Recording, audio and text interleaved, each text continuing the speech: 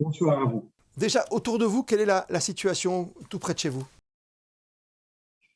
Bon, du côté de chez moi, je suis à Port-au-Prince, donc dans le département de l'Ouest, qui n'a pas été affecté, fort heureusement, par ce tremblement de terre, mais c'est le département qui était essentiellement affecté en 2010 par le tremblement de terre qui a fait plus de 300 000 décès. Beaucoup de gens ralliés Port-au-Prince, évidemment. Vous l'avez vécu avec vos immeubles, avec vos centres, hein, vous dirigez les centres Gestio. Ça veut dire quoi d'ailleurs, on le rappelle? Oui, c'est le sigle pour le groupe haïtien d'études du sarcome de Kaposi des infections opportunistes. Donc, c'est un terme qui est venu avant le mot sida lui-même, qui est venu après. Les patients se présentaient soit avec des infections opportunistes, soit avec le sarcome de Kaposi. On le sait, hein, dès qu'il y a pauvreté, c'est l'un des pays les plus pauvres du monde, Haïti, et il y a tous ces dangers inhérents, bien sûr, à toutes les maladies possibles et inimaginables même. La même année du tremblement de terre en 2010, nous avons eu également la première épidémie de choléra en Haïti.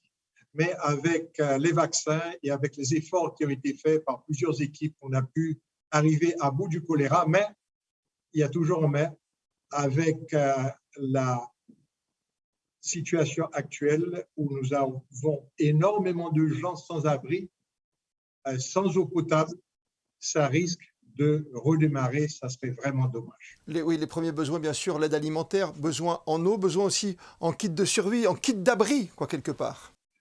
Il faut réaliser que la plupart des gens dans le Grand Sud ont perdu leur maison.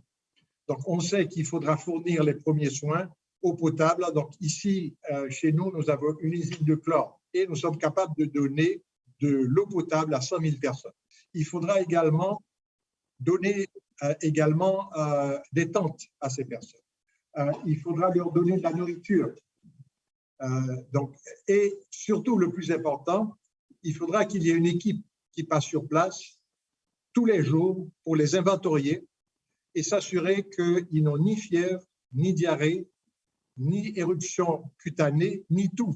Parce que chacune de ces manifestations cliniques indique une épidémie potentielle, soit de choléra, soit de tuberculose, soit de sida ou autre forme de pneumonie et la typhoïde. Docteur, on rappelle juste que nous sommes en pleine pandémie mondiale avec la Covid en plus.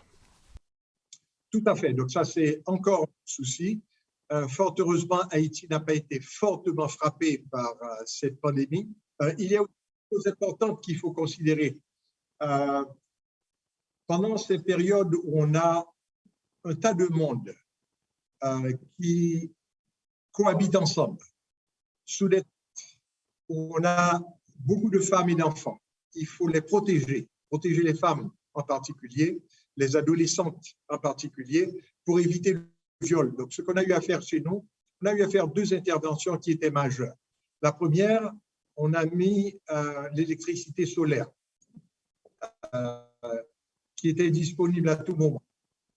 On a donné également des sifflets aux femmes pour leur dire qu'aussitôt qu'elles voyaient quelque chose d'anormal, de sonner l'alerte. Et on leur a donné le pouvoir, c'est-à-dire qu'on a créé un comité, on a insisté pour qu'il y ait des femmes, et je vous assure, les femmes ici, elles sont extraordinaires. Donc, c'est un modèle qui est facile à répliquer. Il s'agit essentiellement de responsabiliser et de donner le pouvoir aux femmes. Une fois qu'on le fait, les choses vont s'arranger. Donc ça, ce sont des choses qu'on a vécues déjà, donc on sait comment les empêcher, mais ça va arriver nécessairement si on ne met pas des balises. Sur l'éducation, vous avez parlé des femmes, on parle des jeunes aussi, des adolescents qui sont là. On n'oublie pas Monaco dans tout cela et cette école, parce qu'on a parlé tout à l'heure de vos centres, bien sûr, qui ont été protégés par ce séisme, heureusement. Et notre école aussi, vous avez des nouvelles de l'école du Prince Albert II? L'école, ça c'est l'un des plus beaux cadeaux qu'on aurait pu recevoir. Et je vous assure que l'école a répondu à toutes nos attentes. On s'était dit qu'on allait scolariser 300 enfants par année.